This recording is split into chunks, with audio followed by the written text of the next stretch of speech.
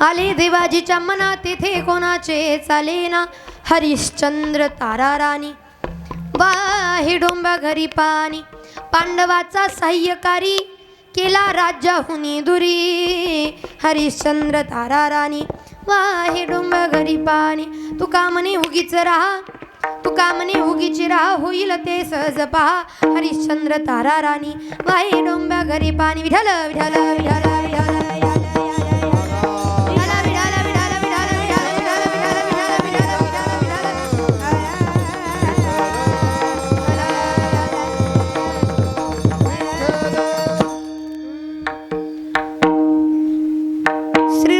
स्वामिनी मेरा धेजे को दास. जन्म जन्म दीजो मोहे वृंदावन को बास. नमो विठ्ठला राजिया पांडुरंगा. नमो रुक्मिणी माऊली ज्ञान गंगा. नमो पुंडलिका नमो चंद्रभागा. नमस्कार माझा रुक्मिणी पांडुरंगा. नमस्कार माझा रुक्मिणी पांडुरंगा. पांडुरंगा करू प्रथम नमन. पांडुरंगा करू प्रथम नमन. पांडुरंगा करू प्रथम नमन. करू प्रथम नमन. दुसरे चरण संताची या.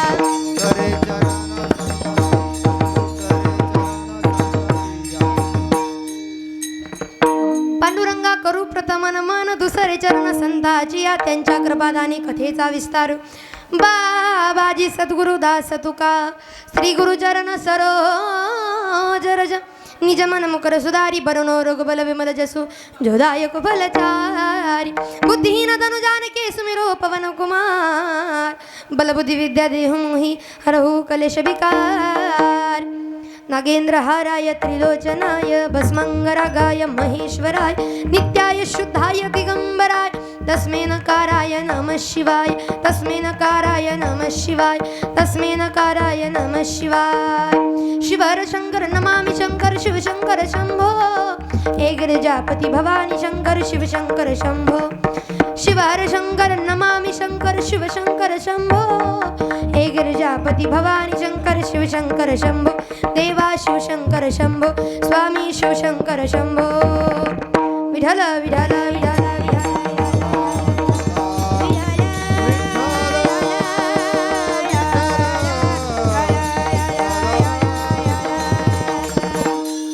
आले देवाजीच्या मनात तेथे कोणाचे चाले ना हरिश्चंद्र तारा राणी वाहे डोंबा घरी पाणी.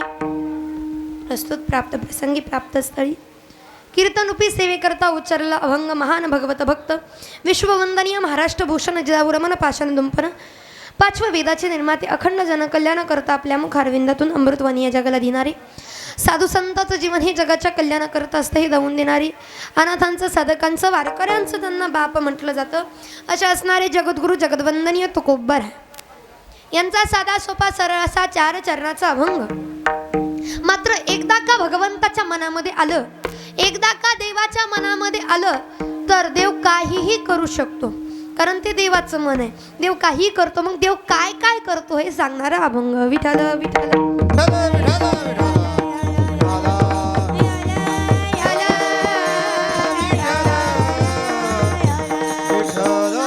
महाराज अभंगामध्ये सांगतात आले देवाजीच्या मनात तेथे कोणाचे चाले ना. देवाच्या मनात एकदा का एखादी गोष्ट आली तर त्याच्या पुढे तुमचं आमचं काहीच चालत नाही कारण तुमची आमची तर सत्ता नाही. एखादी गोष्ट आपण म्हणेल तशी झाली म्हणजे सगळंच आपल्या मनाने असं नाही. करता करविता तो ईश्वर आहे आणि त्याच्या सत्तेने प्रत्येक गोष्ट होत असते. तो चालतो तो चालवतो तो बोलवतो तो बसवतो तो उठवतो तो जगवतो आणि तो मारतो सुद्धा. म्हणून त्याच्या मनामध्ये आलं तो काय करेल हे सांगता येत नाही. मग त्याने काय केलं हो महाराज. हरिश्चंद्र तारा राणी वाहे डोंब्या घरी पाणी. तारा हरिश्चंद्र आणि तारा राणीचा संसार राजा राणीचा संसार एवढा सुंदर संसार. ऐका कशाची कमी नाही राजा राणी आहे पण तरी सुद्धा त्यांना वाहे डोंब्या घरी पाणी. का आले देवाजीच्या मना. मग देवाच्या मनात आले देव काय करतो पांडवाचा सहाय्यकारी पण केला राज्याहुनी दुरी. पांडवासोबत असणारा भगवंत पण त्याच्या मनात आलं तर पांडवांना सुद्धा वनवास चुकला नाही. मग महाराज ज्याच्यासोबत राहतो त्याच्याबद्दलही त्याच्या मनामध्ये येतंय मग ज्याच्यासोबत नाही राहत त्याच्याबद्दलही त्याच्या मनामध्ये येतंय मग त्याच्या मनात येईल तसं वागतोय. तर नेमकं आम्ही काय करायचं आमच्यासारख्या जड जीव प्राण्यांनी काय करायचं तर महाराज सांगतात तू का म्हणे उगीच राहा होईल ते सहज पहा काही करू नका. म्हणजे देवाच्या त्या नियमांमध्ये देवाने ठरवलेल्या गोष्टीमध्ये ढवळाढवळ करू नका. जी गोष्ट लिहिलेली जी गोष्ट देवाच्या मनात आलेली आहे ती होणारच आहे. आपण त्याला कधीच बदलू शकत नाही. मग आपण एकच करायचं तू का म्हणे उगीच राहा होईल ते सहज पहा अभंगामध्ये सांगतात. विठ्ठल विठ्ठल बोलण्यापूर्वी फक्त असो न स्वभावालो तुझी आठाया भाव तुझी आठाया कृपा दृष्टी पाहे कृपा दृष्टी पाहे मनकडे पंढरी राया. असो नसो भावालो तुझी आठाया भाव तुझी आठाया कृपा दृष्टी पाहे मनकडे पंढरी राया. असो नसो भावालो तुझी आठाया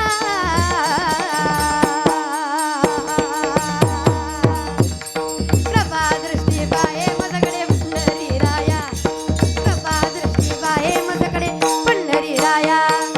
असो नसो भावालो तुझी आठाया कृपा दृष्टी पाहे मनकडे पंढरी राया. कृपा दृष्टी पाहे मनकडे पंढरी राया. असो नसो भावालो तुझी आठाया कृपा दृष्टी पाहे माझ्याकडे पंढरी राया. विठ्ठल विठ्ठल विठ्ठल.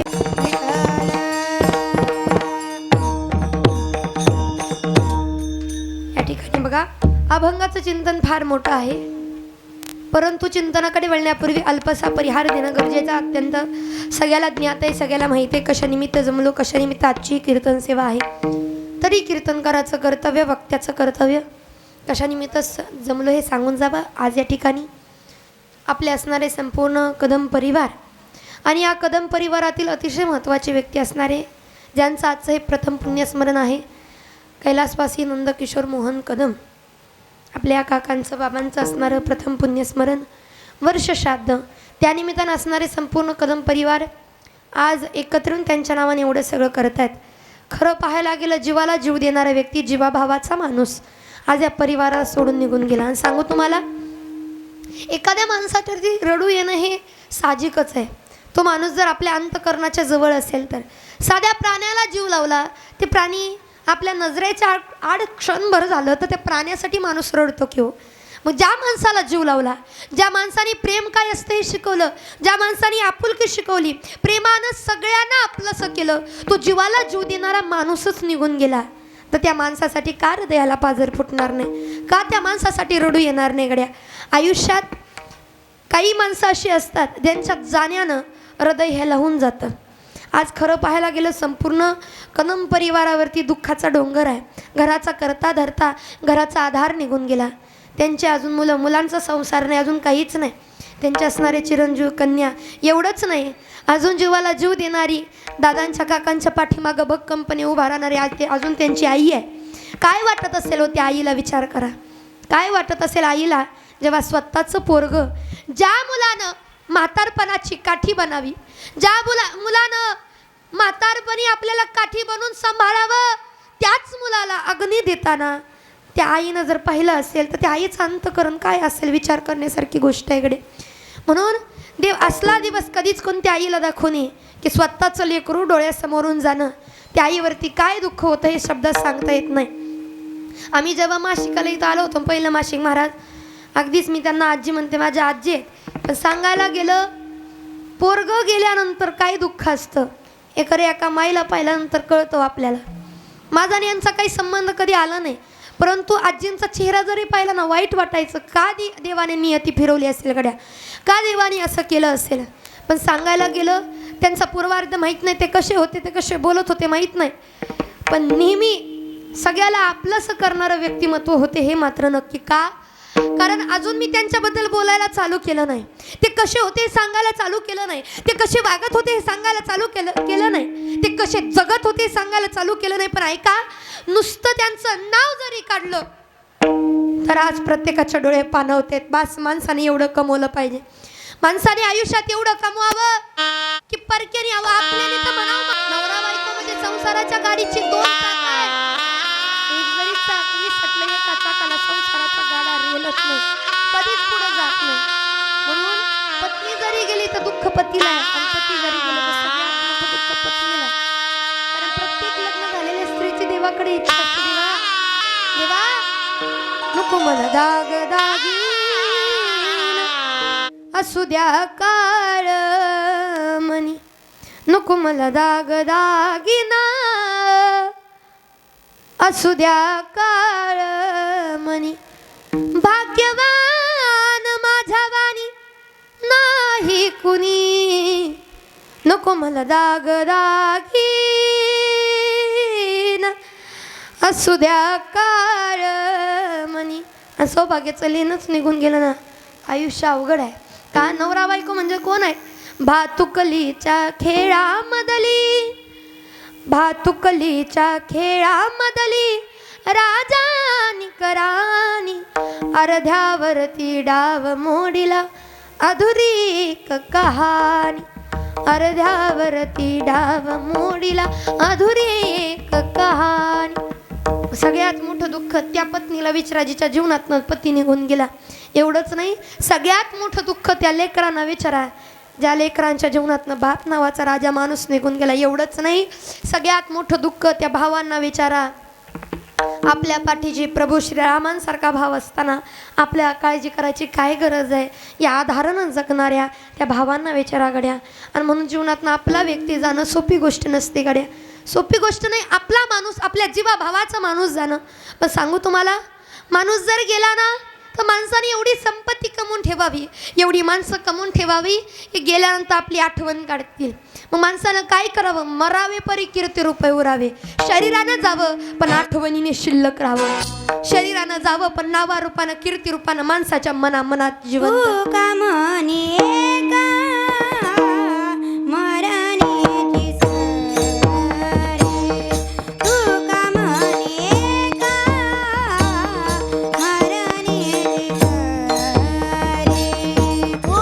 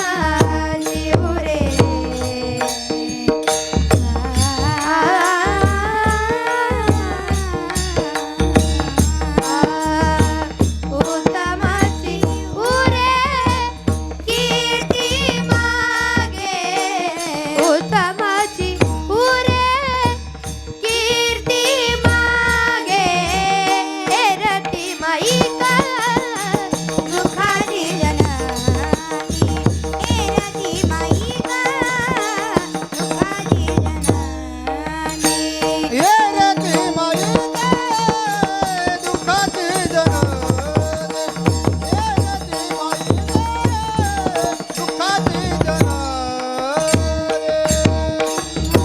एका मरणी दिजाय उदमाची उरे कीर्ती मागे उदमाची उरे कीर्ती मागे उत्तमाची उरे कीर्ती मागे मग तुका म्हणे एका मरणीची सरे उत्तमची उरे कीर्ती मागे. खऱ्या अर्थाने जर पाहिलं, आज जरी शरीर रूपानं नसले ना काका, तरी त्यांचा आशीर्वाद रूपानं प्रेमारूपानं कायम आपल्या परिवारामध्ये राहणार आहे. कारण माणूस त्या प्रेमारूपानं आठवणी रूपानं शिल्लक राहू शकतो. माणसानं जन्माला आलं तसं वागलं पाहिजे, तसं राहिलं पाहिजे, जेणेकरून लोकांनी आपली आठवण तरी काढावं आणि आपल्या नावाचे 4-2 अश्रू तरी डोळ्यामध्ये लोकांच्या यावे. म्हणून खरं पाहायला गेलं तर सगळ्याला प्रेमानं आपलंसं करणारं व्यक्तिमत्व या परिवाराला सोडून गेलं. मी एकच म्हणेल की आठवणी रूपानं कायम काका आपल्या परिवारामध्ये राहतील आणि राहू, एवढीच या ठिकाणी प्रार्थना. मी तुमचं दुःख वाढवायला नाही आले, परंतु या दुःखातून सावरण्याचं बळ भगवंत देवो. आज असणारे संपूर्ण कदम परिवार फारच सुंदर असं नियोजन या ठिकाणी केलेलं आहे. सुंदर असे साथ देणारे संपूर्ण मंडळी या ठिकाणी उपस्थित आहेत. या ठिकाणी आपल्या कीर्तनाला साथ देणारे परमार्थ स्नेही वारकरी शिक्षण संस्था, सुंदर अशी मोहोळ या ठिकाणी सुंदर असे साथ देण्याकरता आहेत. त्यांच्या मनापासून आभार. आधी करून असणारे टाळकरी मंडळी, कीर्तनकार मंडळी, आधी करून असणारे सर्व मंडळी, गव्हाणी महाराज या ठिकाणी आमचे उपस्थित आहेत. आप्पा आहेत, भाऊ आहेत, आबा आहेत, काका आहेत, नाना आहेत, सर्व मंडळी या ठिकाणी उपस्थित आहेत. संपूर्ण मंडळी अगदी पाहायला गेलं आता परिवारातल्या आपलीच मंडळी आहेत. सगळ्याचं नामोल्लेखन करणं शक्य नाही, परंतु थोडंसुद्धा या ठिकाणी आमच्या सिद्धीताई उपस्थित आहेत, दादा आमचे आहेत. सुंदर असे या ठिकाणी कीर्तनाला साथ देणारे मृदुंगाचार्य या ठिकाणी आहेत. कुणासाठी टाळ्या वाजवा अथवा न वाजवा, पण मृदुंगाचार्यांसाठी जोरदार टाळ्या झाल्या पाहिजेत गड्या. वा, कारण पक्वाजे होणं एवढं सोपं नाही. आपल्याला वाटतं पक्वाजे होणं म्हणजे सहज ते प्राप्त होतं नाही. स्वतःला झिजून घ्यावं लागतं. बघा किती घाम आलाय, घामाघूम शरीर झाले, पण तरीसुद्धा त्यांनी वाजवायचं सोडलं का? म्हणून पक्वाजे होणं सोपं नाही. अंगाचा घाम, बोटाचं रक्त वाहून घ्यावं लागतं, तेव्हा ह्या पक्वाज असा वाजवता येतो, तेव्हा ही मृदुंग दैवत अशी प्रसन्न होते. म्हणून पक्वाजे होणं सोपं नाही, झिजवावं लागतं स्वतःला. आणि म्हणून पक्वाजासाठी आपल्या जोरदार टाळ्या झाल्या पाहिजेत गड्या. म्हणून त्यांचे आभार. आधी करून असणारे सर्व मंडळी या ठिकाणी उपस्थित आहेत. कार्यक्रमाची शोभा वाढवण्याकरता सुंदर अशी ज्यांनी आपली साऊंड सिस्टीम या ठिकाणी दिलेले, ऑपरेटिंग करणारे या ठिकाणी दादा आहेत.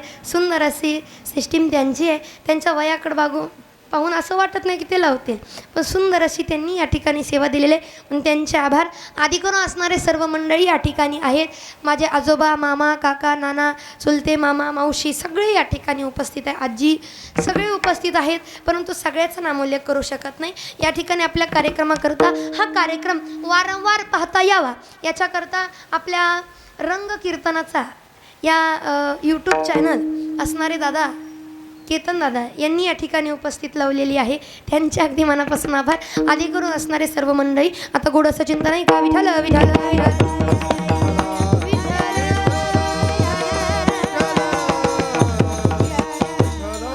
विशेष माझे सर्व भाऊ या ठिकाणी उपस्थित आहेत.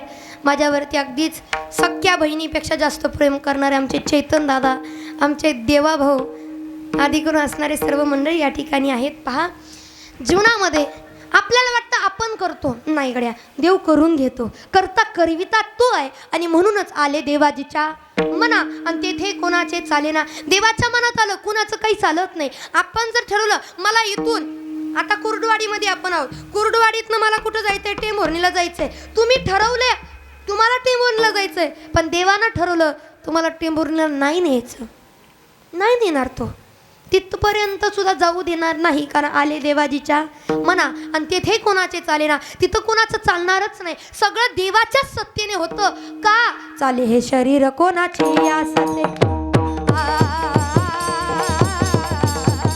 चाले हे शरीर कोणाचे या सत्ते.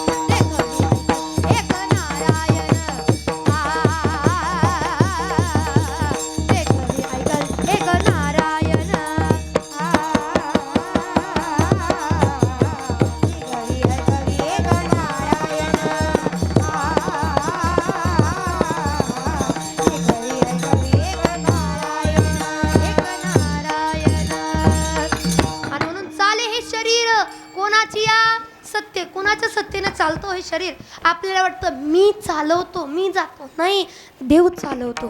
आणि म्हणून तुझी असतेने वेदांसी बोलणे, सूर्यासी चालणे तुझी या बळे, सूर्यासी चालणे तुझी या बळे, ऐसा तू समर्थ ब्रह्मांडाचा धनी.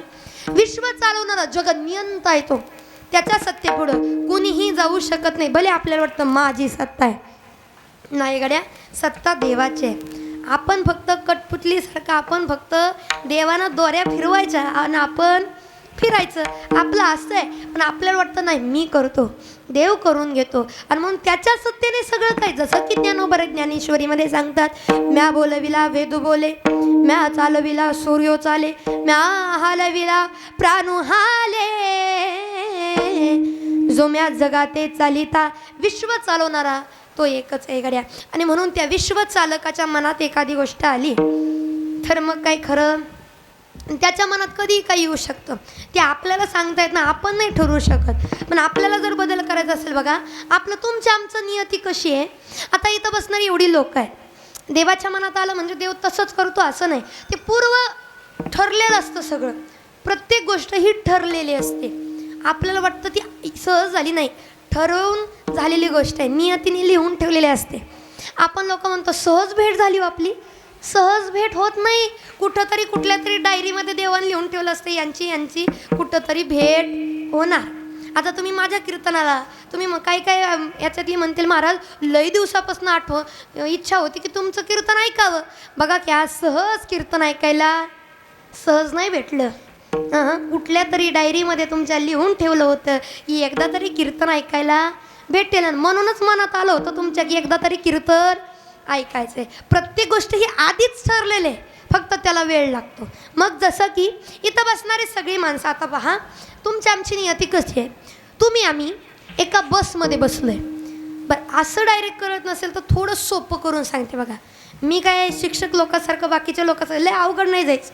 विद्यार्थ्याला आपलं कळलं पण पाहिजे, कारण शिक्षक लोक वर्षभर शिकवतात, आपल्याला 2च तास शिकवायचं, त्यामुळे आपल्याकडं वेळ पण कमी आहे. त्यामुळं सोपं, अगदी सोपं. इथं बसणारी माणसं तुम्ही आम्ही या कुर्डवाडी गावातनं, समजा तुम्हाला कुठं जायचं, आम्हाला कुठं जायचं आहे, टेंभुर्णी जरा जवळच आहे, जरा पुढं जाऊ आपण, अकलूजला जायचं आहे. इथून तुम्ही बसला, ही कुर्डवाडीची इथून बस धरली तुम्ही आणि कुर्डवाडीच्या चौकातनं तुम्ही चालला कुठं, अकलूजला चालला. अकलूजच्या बसमध्ये बसला, पण खरं सांगा गड्या, सगळ्याचंच तिकीट अकलूजपर्यंत निघेल का? सगळेच अकलूजपर्यंत जातील का? त्या बसमध्ये बसणारं कोण इथं चौकातच जाऊन उतरतंय, कोण इकडं कुर्डूमध्ये जाऊन उतरतंय. कुर्डूच्या पुढं काय आहे, आंबड. तिथनं पुढं आंबडमध्ये जाऊन कोणी उतरतंय, त्याच्या पुढं लगेच पिंपळनेर, कोणी जाऊन पिंपळनेरमध्ये उतरतंय. तिथनं पुढं गेलं की लगेच कोणी टेंभुर्णी चौकात उतरतंय, पुढं टेंभुर्णीच्या पुढं गेलं की कोण शहरात उतरतंय, कोण नरसिंगपूरमध्ये उतरतंय, कोण संगममध्ये उतरतंय, पुढं पुढं पुढं पुढं पुढं करत मग अकलूजपर्यंत.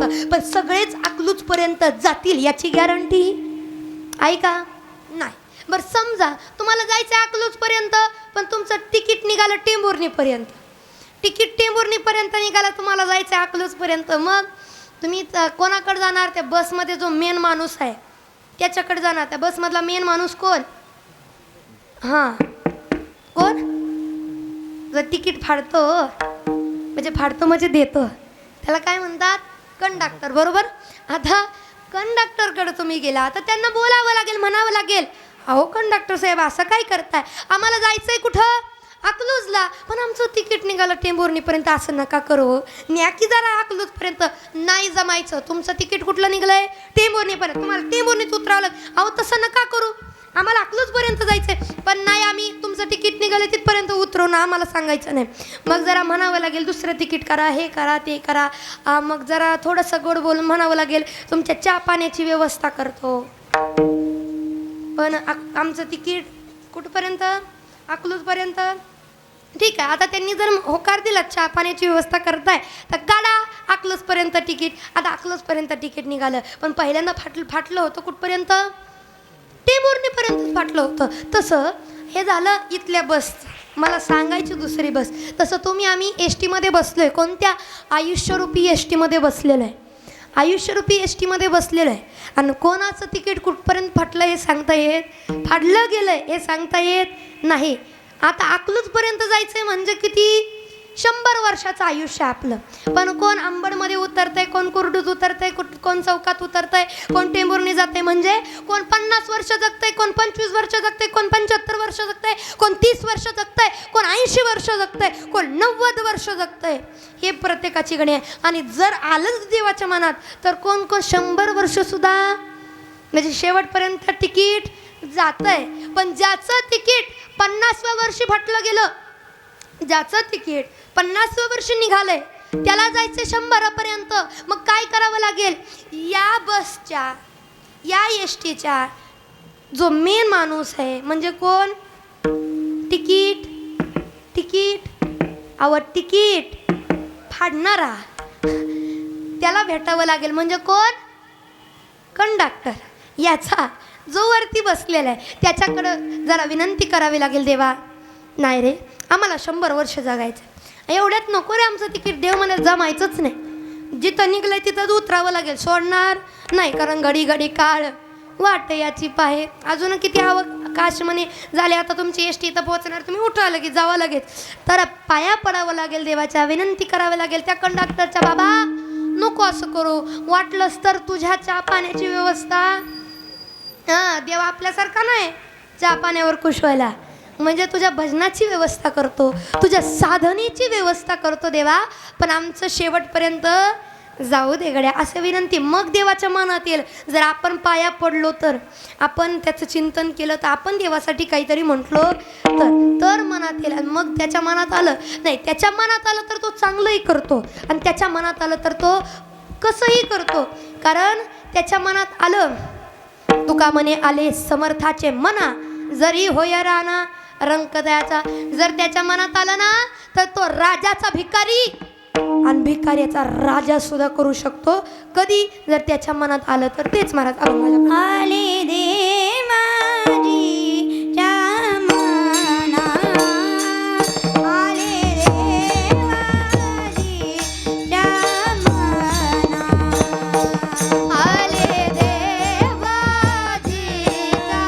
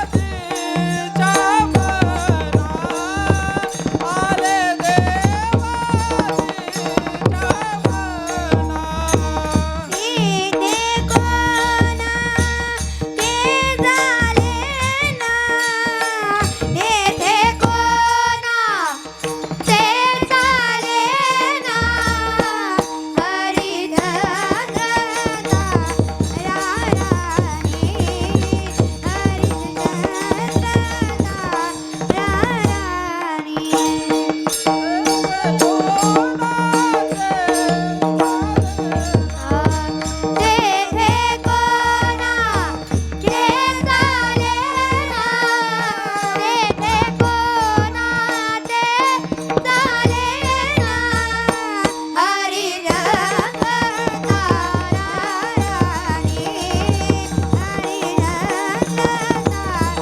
देवाजीच्या मना,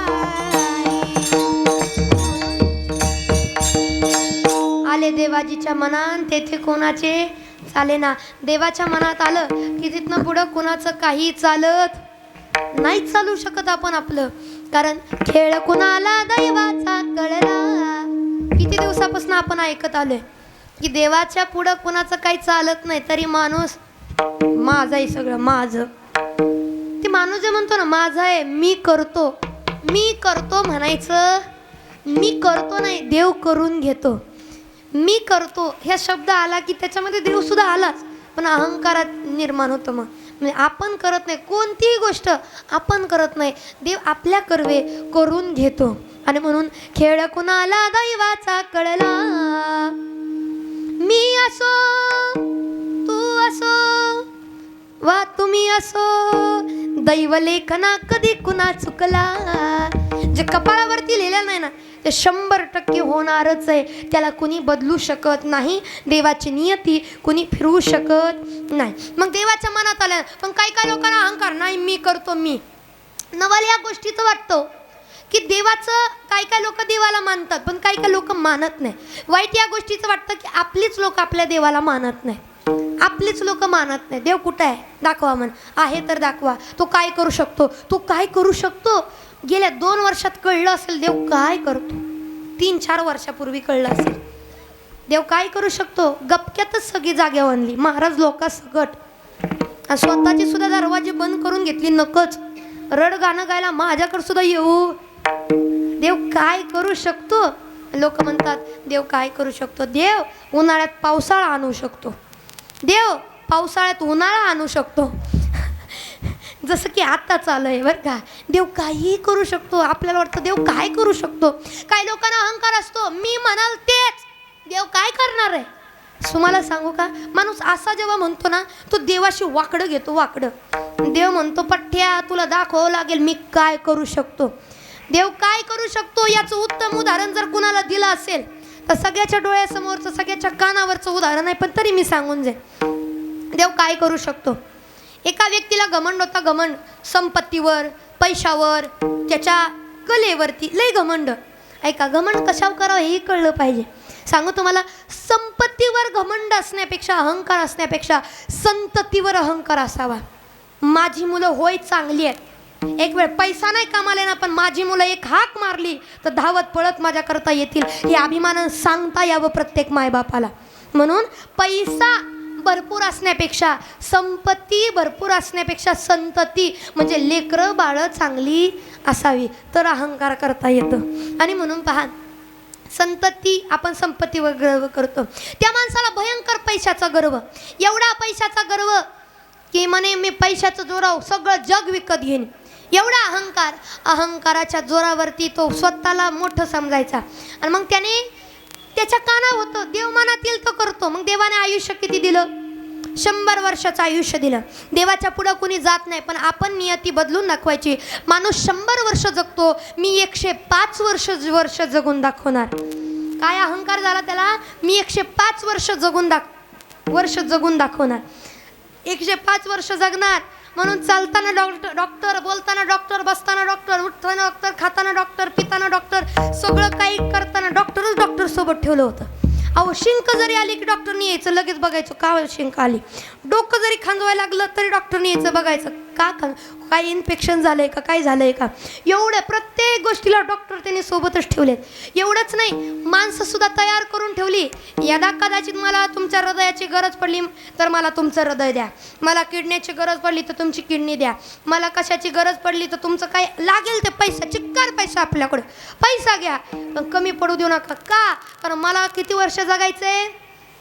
105 वर्ष. देवाची नियती किती आहे. 100 वर्षाची. देवाची नियती मोडायची. देव कसा काय करतो बघूच. देवाच्या पुढं चालला होता. मी त्याचं नाव सांगणार आहे का जरा. देवाच्या पुढं चालला होता. 105 वर्ष जगायचं होतं. 105 वर्ष जगण्याकरता सगळं तयार ठेवलं होतं. मागं पुढे डॉक्टर आहेत. शिंक आली तरी डॉक्टर पाहायला आहेत. सगळ्या गोष्टीला डॉक्टर पाहायलाय. 105 वर्ष जगायचं होतं. अफाट संपत्ती होती. अफाट पब्लिक त्याच्या पाठीमागं होतं. सगळं होतं. पण 105 वर्ष जगणाऱ्या माणसाला 50व्याच वर्षी मरण आलं. ही नियती आहे. ज्याला 105 वर्ष जगायचं होतं 50व्या वर्षीच मरण आलं तो म्हणजे मायकल जॅक्सन. सगळ्यांनी त्याचं नाव सुद्धा ऐकलं असेल. मरायचं होतं, त्याने ठरवलं की देवाची नियती मोडायची. 100 वर्षाचं आयुष्य आहे ना, देवाच्या पुढं जाऊन दाखवायचं. एवढंच पैसा कमवला, एवढी माणसं एवढं हे केलं ना, दाखवायचं.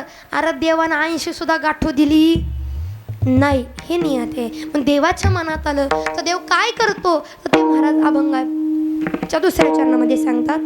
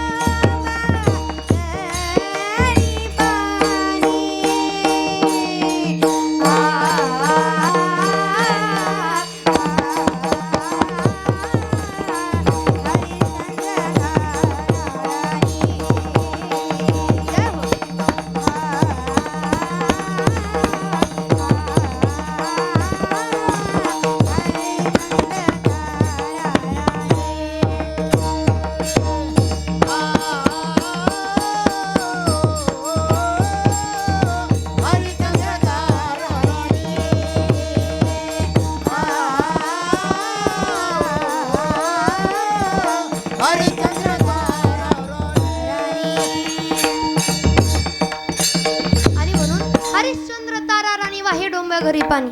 राजा राणीचा संसार आलं देवाच्या मनात आणि देवानं काय राजा राणीचा संसार मोडला.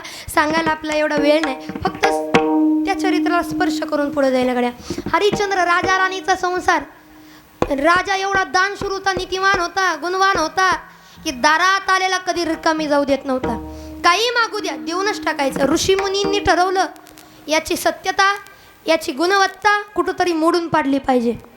किती हा निष्ठेवान आहे, किती गुणवान आहे, खरंच प्रजादक्ष आहे का, खरंच दानशूर आहे का बघण्याकरता परीक्षा घेतली. स्वप्नात जाऊन राज्यदान मागितलं, स्वप्नात मागितलं, राजाने स्वप्नात देऊन टाकलं राज्य अख्खच्या अख्ख.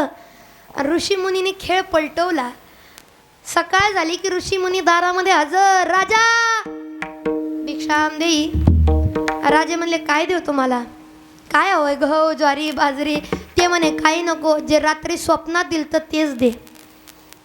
राजाने विचार केला, ह्यांनी डाव केला आपल्यासोबत, रात्रीत खेळ बदलवला. मग पाहिजेच म्हणे जे रात्री दिलं ते. ठीक आहे, आता अख्खं राज्याचं राज्य ऋषीच्या हरेवाली करून टाकलं. पण राज्य दिल्यानंतर दक्षिणा काहीतरी. तेव्हा सांगितलं ऋषींनी, तुझी तू आता मी या राज्याचा सगळा करता धरताय, तू मला दिलं म्हणजे माझं झालं. मग निघायचं म्हणे, काय काय असेल ते कमवायचं, मग मला द्यायचं गुरुदक्षिणा. असा नाही द्यायचा. काय नियती हो, राजा राणीचा संसार ऐका. नियती फिरली की कशी फिरते. मगाशी सुद्धा शब्द होता माझा की राजाचा भिकारीन भिकाऱ्याचा राजा माणूस माणसाला देव करू शकतो. माणसाने म्हणून लय हवेत राहायचं नसतो, कधीतरी कुठंतरी पाय खाली टेकवायचे असतात. माझ्यासारखा मीच आहे, माझ्यासारखं कुणीच नाही. या घमंडीत गेला ना देव एक ना एक दिवस त्याला वारं दाखवतो का हे बरं का. का माहिती का, जेव्हा देवाच्या पुढे तो माणूस जायला लागेल ना देव दाखवतो त्याला. त्यातलाच एक होता रावण. सोन्याची लंका होती, लंका. आपलं 1 अन् 2 तोळं कुठं घेऊन बसला. इथं राणी हार केला तर अख्ख्या गावाला दाखवती मी केला, मी केला. लाडक्या बहिणीच्या पैशावर केला, बघा मी केला. हो सोनं, थोडं सोनं कर असतं होय मावशी. गळ्यात काय केलं, कानात काय केलं. आणि सोन्याचं तर बायकांना काय विचारूच नका. सोनं सगळ्यात प्रिय म्हणजे बायकांना असतं, अतिशय प्रिय. कानात सोनं, नाकात सोनं, हातात सोनं, पायात सोनं, खांद्याला सुद्धा, इथं काय म्हणतात कोपऱ्याला सुद्धा आता सोनं आहे.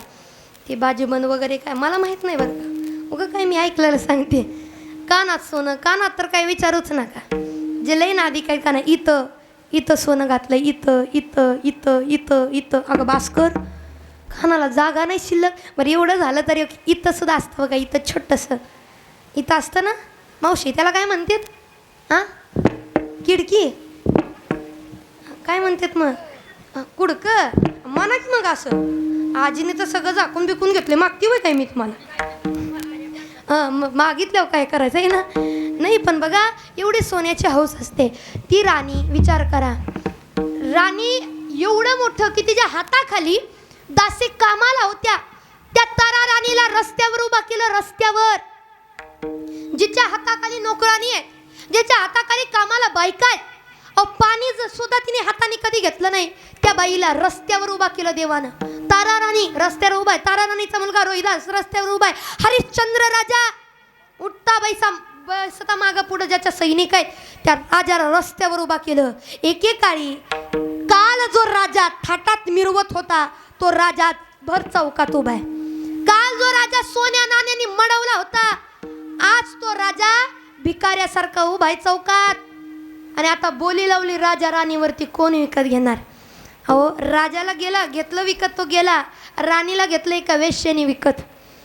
दया आली लोकांना, काय करावं, आपली एवढी गुणी राणी वेश्याकडे जावी हे चांगलं नाही कड्या. देवा अरे एवढं पण वाईट करू नको रे. एखाद्याचं चांगलं करायचं असतं, एखाद्याची परीक्षा बघायची असते रे, पण एवढी पण नाही की त्या माणसाला स्वतःचा जीवच त्यागावा असं वाटेल. देवा नको रे. मग एक साधूला दया आली, साधूनं राणीला घेतलं. सांगितलं त्या वेश्याला, बाई मी पैसे देतो, डबल टिबल देतो, पण राणीला त्या जागेवर नेऊ नको गड्या, तिची ती जागा नाही. राणीला पोराला घेऊन गेले. पण ऐका प्रसंग फार मोठा आहे, थोडक्यात सांगते की राणीला पोराला रोहिदासाला घेऊन गेल्यानंतर प्रसंग असा घडला की तिथं सरपण आणायला गेल्यानंतर एके दिवशी काम करताना रोहिदासाला साप चावला आणि साप चावून रोहिदास मरून गेला. किती वाईट हो. मी मगाशी म्हटलं होतं, एका आईच्या जीवनातलं सगळ्यात मोठं दुःख म्हणजे स्वतःचं पोरगं स्वतःच्या डोळ्यासमोर जाणं. का माहिती आहे का? कारण आई त्या लेकराला वाचवण्याकरता स्वतःचा जीवसुद्धा द्यायला तयार होते. एवढं आईचं प्रेम असतं. कारण की लहानपणी बघा तुम्ही, आम्ही लहान होतो, लहान असताना इथं असणाऱ्या प्रत्येक माणसाला एकदा ना एकदा ताप आला असेल. आणि तापाने आम्ही जेव्हा फनफन करत होतो ना, ताप आपल्याला आला होता, पण झोप माईला लागत नव्हती.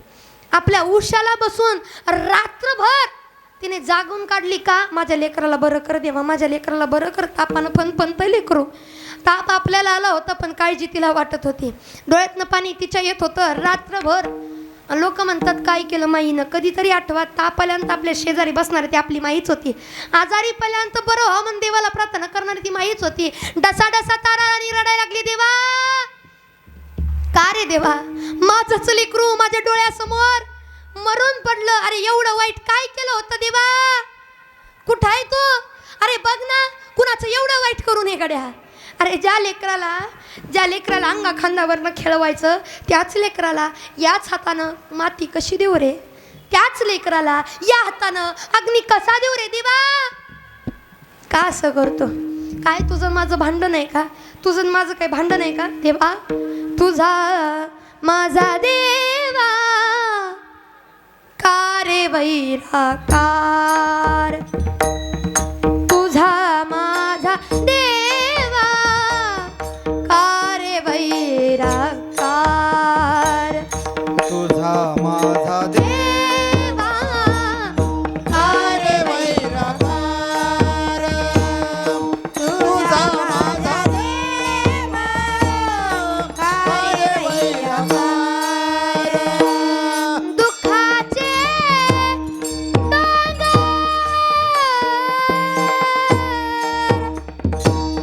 दुःखाचे डोंगर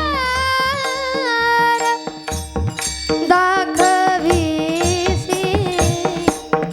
देवा एवढं मोठं दुःख दाखवू नको. पोटचं लेकरू गेलं, डसा डसा तारांनी रडायला लागली.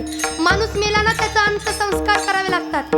म्हणून मेलेलं लेकरू हातामध्ये घेतलंय. माया ऐका जरा ऐका. मेलेलं लेकरू हातामध्ये घेतलं आणि अंत्यविधी करण्याकरता त्याला जाळण्याकरता स्मशानभूमीत नेलं. रात्रीची वेळ होती, रात्रीचा काळोख होता. स्मशानभूमीत नेलं. एक माणूस तिथं लाकडं गोळा करत होता. तारा राणीने पाहिलं, लेकरू हातामध्ये उचललेलं बाजूला ठेवलं आणि जळलेली अर्धी लाकडं गोळा केली. अर्धी लाकडं जळलेली. का? आता लाकडं आणायला पैसे द्यावे लागतील, एवढे पैसे नाहीत माझ्याकडे, काय करावं? स्मशानात सुद्धा आधीच्या काळामध्ये पैसे द्यावे लागायचे जाळायचं असेल तर. विचार केला काय होणार? जळलेली लाकडं गोळा केली लेकराला अग्नी देण्याकरता. तोपर्यंत त्या माणसानं पाहिलं, ओ मावशी थांबा म्हणे, थांबा. माझ्या स्मशानभूमीत येऊन माझी लाकडं घेऊन इथं कुणालाही जाळायचं नाही म्हणे, जमायचंच नाही. टाका तिकडे लाकडं खाली, टाका म्हणे. आणि टाका खाली म्हटल्यानंतर राग आला तिला. हे म्हणे कळतं का तुला? अरे अंतविधी करण्याकरता लेकराला आणलेलं आहे आणि तू काय बोलतो म्हणे मला अंतविधी करायचं म्हणून लाकडं जमायचं नाही. इथं पहिल्यांदा 5 रुपये द्या आणि मगच कुणाला जाळायचं ते जाळा. बाबा असं करू नका हो. बाबा एका आईची हाक आहे तुम्हाला, माझं लेकरू जाळायचं हो. अहो ह्या लेकराला पाहिलं की कसं तरी होतं. नाही जाळलं ना, मला नाही बरं वाटायचं. नाही अंतविधी केला ना, हृदय हातातील माझ्या मला करू दे त्याचा अंतविधी. ते मला सांगू नका. माझ्या मालकाने सांगितलंय 5 रुपये कुणाचाही घेतल्याशिवाय त्याला जाळायची परमिशन नाही द्यायची. विचार करा, त्या माईचं लेकरू मरून पडलंय आणि त्याला अंतविधी करायची सुद्धा परमिशन नसेल. त्या माईवरती काय काय वेळ आली असेल, किती वाईट वाटत असेल त्या आईला.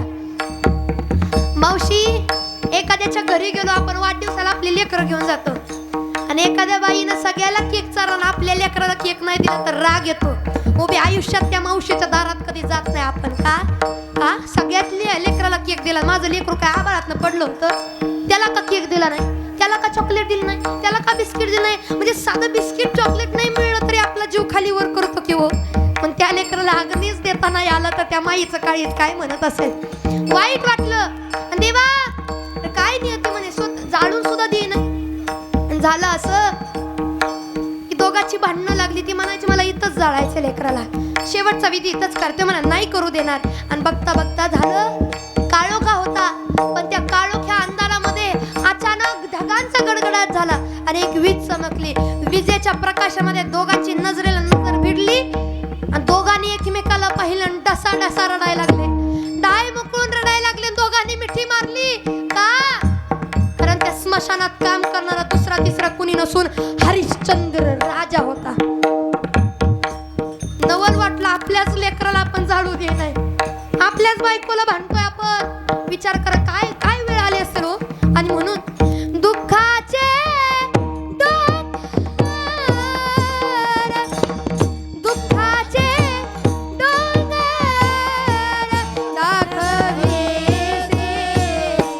तुझा माझा देव अरे वैरा रे तुझा माझा देव अरे वैरा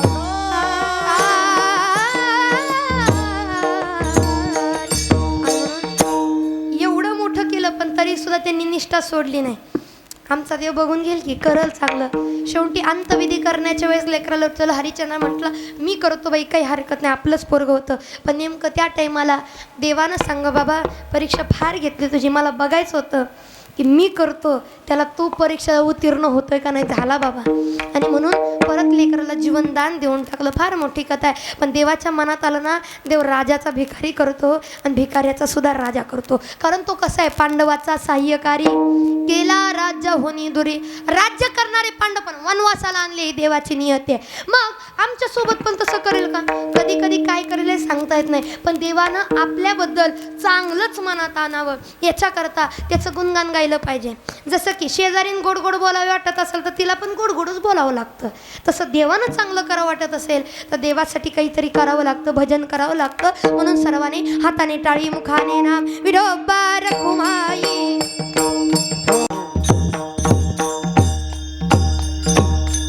आणि मग तुम्ही आम्ही काय करायचं, त्याच्या पुढे जायचं नाही. कारण हो का तू काय आपलं वाईट करणार नाही, तो आपला भगवंत आहे ना, मग तो चांगलंच करेल. कारण तुम्ही आम्ही त्याची लेकर आहे. ममेवांशो जीवलोके जीवभूत सनातन. जसं की गीतेमध्ये सांगतात तुम्ही आम्ही जर त्याची लेकर आहे तर लेकराचं सर्व काही पानं त्याचं काम आहे. पण भार व्हायला पाहिजे. तू कामाने घालू तयावरी भार वाहू हा संसार देवाबाई. मग आपण नेमकं काय करायचंय? साधं सोपं जर सांगायला गेलं आपण एकच करायचंय की देवानं ठेवलंय तसं राहायचंय. ठेविले आनंदे तैसेची राहावे, चित्ती असू द्यावे समाधान. आणि मग नेमकं काय तर तेच महाराज अभंगाच्या शेवटच्या तुका चरणामध्ये म्हणे उगीच राहा, तुका म्हणे उगीच राहा. उगीच राहावे तुका म्हणे उगीच राहावे तुका म्हणे उगीच राहा, तुका म्हणे उगीच राहा. तुका म्हणे उगीच राहा तुका म्हणे उगीच राहा. जे जे होईल ते सहज पहा, होईल ते सहज पहा. हरिचंद्र तारा राणे, हरिचंद्र तारा राणे. हरिचंद्र तारा राणी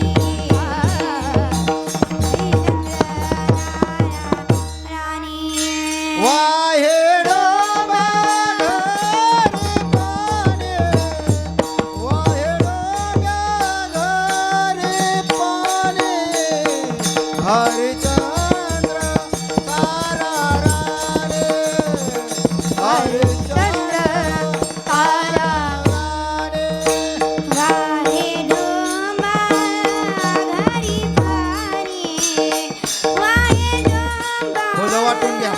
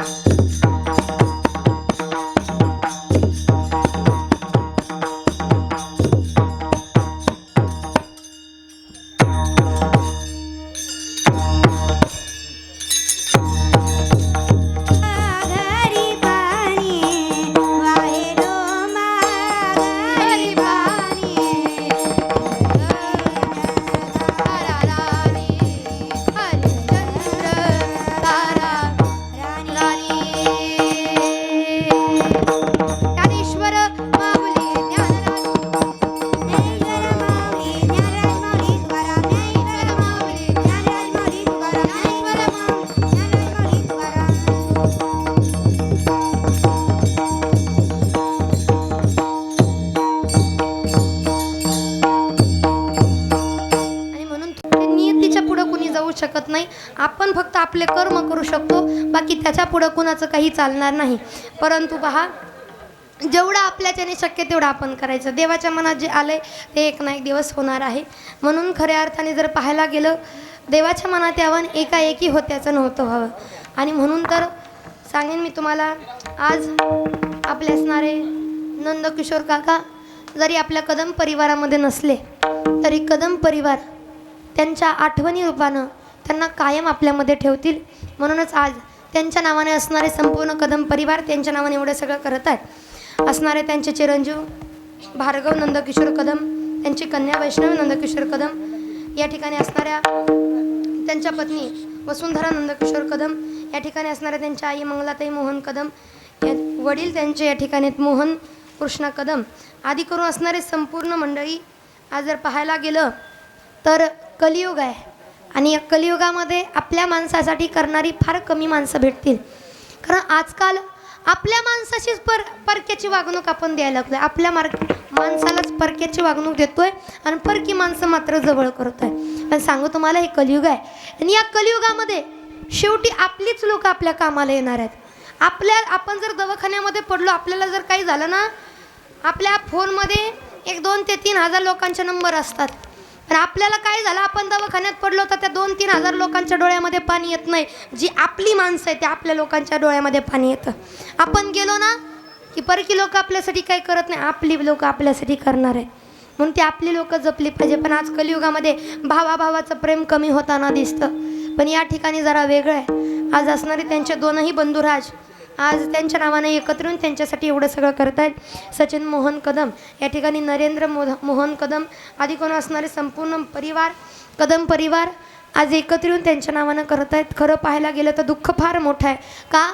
या परिवाराचं आज एका आईचा मुलगा गेला आहे, आज एका बापाचा मुलगा गेला आहे, आज 2 लेकराचा बाप निघून गेला आहे, आज एका पत्नीचा नवरा निघून गेला आहे, आज 2 भावाचा भाव निघून गेला आहे. खरं पाहायला गेलं तर जीवनात आपला माणूस जाणं लय दुःख असतं.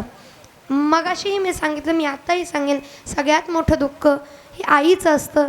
आपलं लेकरू गेलं, पहिलं दुःख आईचं, माझं लेकरू गेलं. दुसरं दुःख बापाचं दुःख हे आई एवढंच असतं. का? पोटचा गोळा जाणं म्हणजे सोपी गोष्ट नाही हो. ज्या लेकराने आपली काठी व्हावी ते लेकरूच गेलं तर दुःख होतं. दुसरं दुःख पत्नीचं, जेव्हा भावाचा माणूस जर निघून गेला तर पत्नी एवढं दुःख कोणालाच होत नाही, कारण त्या पतीसोबत संसार करायचा असतो. आणि म्हणून तो सौभाग्याचं लेणं जर गेलं ना, माझ्या कुंकवाचा धनी मला गेला या सोडोनी, एकाएकी आली हवा, आज विझला माईचा दिवा, एकाएकी आली हवा,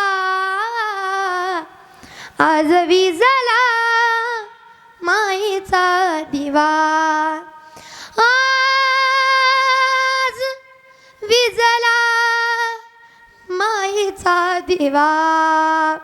मायेचा दिवा, प्रेमाची सावली जर निघून गेली ना, दुःख हे होतंच. दुसरं दुःख सगळ्यात मोठं पत्नीचं. बाकी सगळ्या जगाने किती जीव लावू द्यावं, पतीची सर कोणी भरून काढत नाही. आणि सगळ्यात मोठं तिसरं दुःख जर कोणाला होत असेल तर लेकरांना दुःख होतं. का माहीत आहे का? बाकी सगळ्याची जागा भरून निघू शकते, जाणाऱ्या बापाची जागा भरून निघू शकत नाही. आई गेल्यानंतर सगळे पोसायला येतात, मावशी येते, आत्या येते, मामी येते, सगळे दारात उभा राहतात. मात्र बाप गेल्यानंतर कुणी नसतं, कुणीच नसतं. बाप गेलं की सगळं संपलं.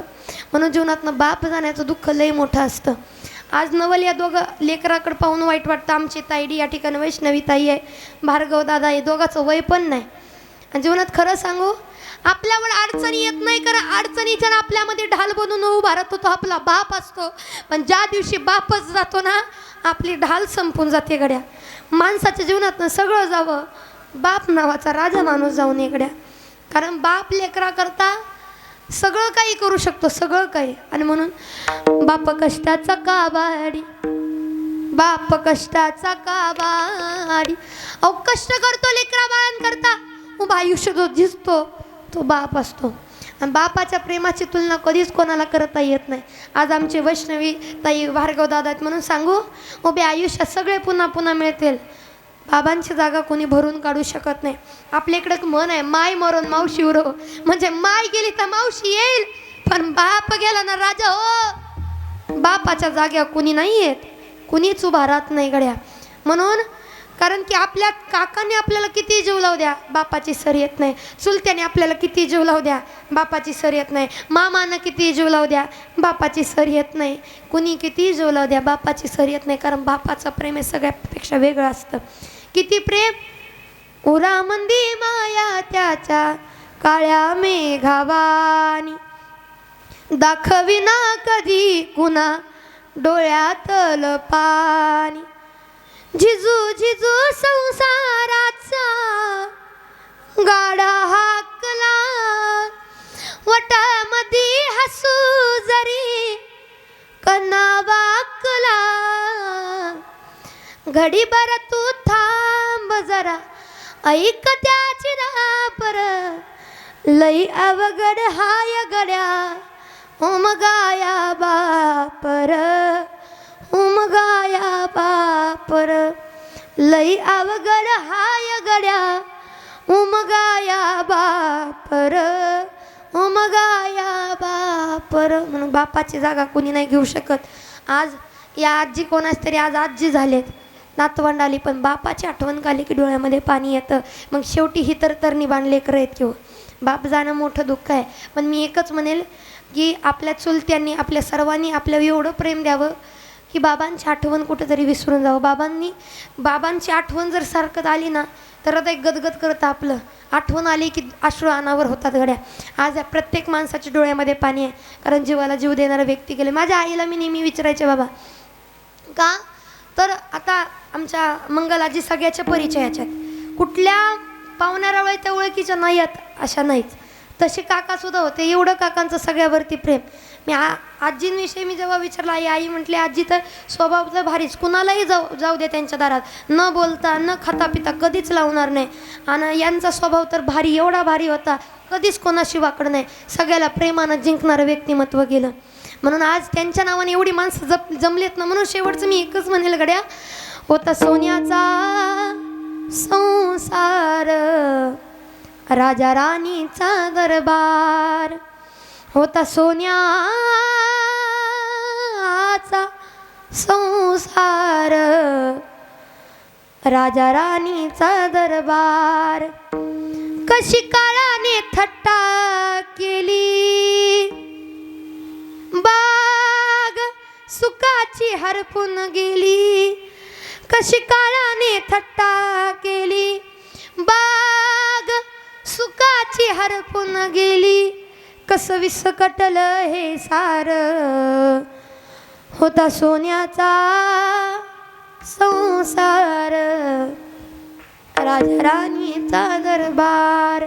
तुमच्या डोळ्यामध्ये अश्रू यावे याच्याकरता नाही गड्या, फक्त आठवणींना उजाळा मिळत राहावा याच्याकरता एवढं म्हटले. फक्त स्वतःला सावरा. हे वर्ष श्राद्ध झाल्यानंतर, फुलाचा वर्ष झाल्यानंतर तरीसुद्धा आपण डसाडसा रडत राहिलो ना तर गेलेल्या जीवात मला वाईट वाटतं, माझ्या जाणीने किती दुःखी आहेत. पण स्वतःला सावरा. स्वतःला सावरून त्यांच्यावरती फुलांचा पुष्पवृष्टी आपण करूया, पुष्पांचा वर्षाव करूया. या ठिकाणी माझ्या वाणीतून एखादा अपशब्द गेला असेल तर क्षमस्व. तुकाराम तुकाराम तुकाराम.